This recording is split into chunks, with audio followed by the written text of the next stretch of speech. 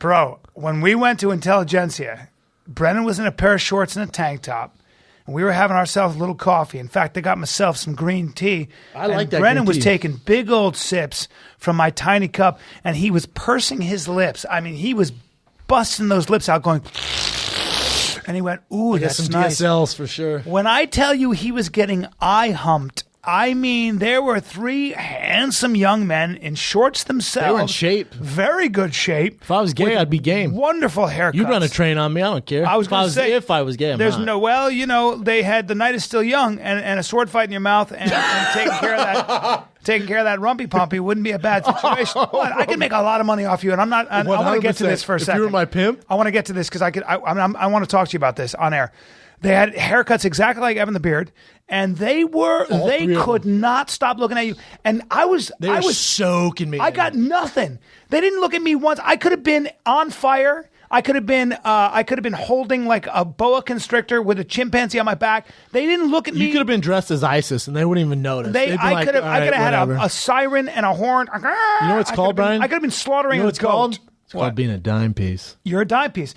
In the gay community. You took all the visual energy away from me. I mean, they did not look at me. I was a spore. No, you look like my caretaker. I may as well have been a mushroom. You cup look like of coffee. my caretaker. It didn't matter what I was. I could be this kettlebell. It looked like I was holding a pug dog. They didn't even glance at Literally, me. I was your pug dog, and they just couldn't stop taking you in. And I was like, these guys are just hungry eyeing you.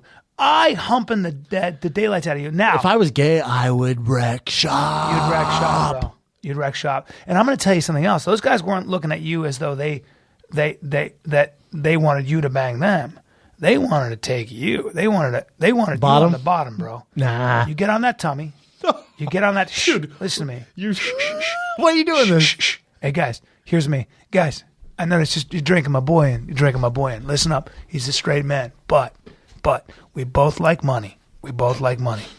Now, I don't want any rough stuff. Although I'm kidding. You can get as rough as you want because obviously he's a big guy. He's a fighter. He's used to getting roughed up. You guys do whatever you want. You get an hour. You can do what. He's got a great attitude. An hour? The words. I'm not working for an hour. Hey, shut the fuck up. I'm working our deal. Shut the fuck up. An hour? Listen, boys. Listen. He doesn't like me saying this. The words "I can't" are not in his dictionary. The words "no way." Not in his dictionary.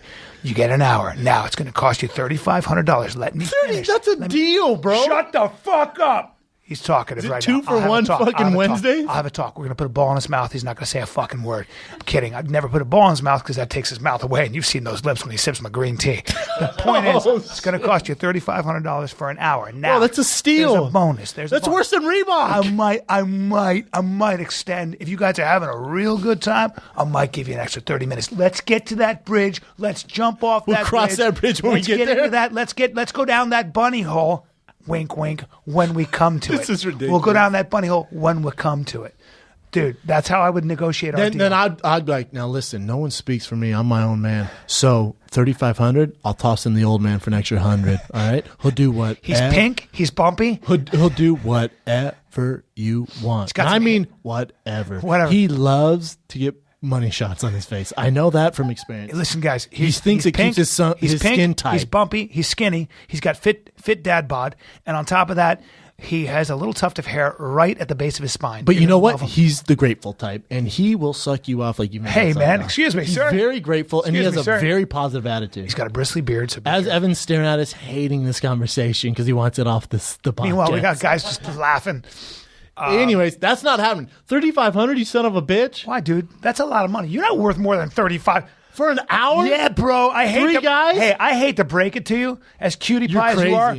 You wouldn't fetch more than $1,200 on the open gay market. There, I said it. Yeah, corporate guys, Japanese businessmen et al. You're crazy. They're going to pay money for you because you're a novelty. You got those ears. You got that big old body. I mean, you need a piece of chalk and some measuring tape to find out where you're at on that big old back of yours. Here's the thing, though, bro. Can we get off this? Here's the thing. $1,500. You're crazy. You think, how much would you be worth? Me? I'm like fucking Pretty Woman. I'm going for 30 G's, son. 30 G's. 30 G's. 30 G's if I'm on the gay market. Good, bro. I'm like an elusive, like, I'm like, if you're eating sushi, I'm like that fucking puffer fish. You're the puffer be fish. Careful. Is that right? I'm the puffer fish. You got a high regard to yourself, bro. So you're digging your balls in my mouth. What you what the guy said?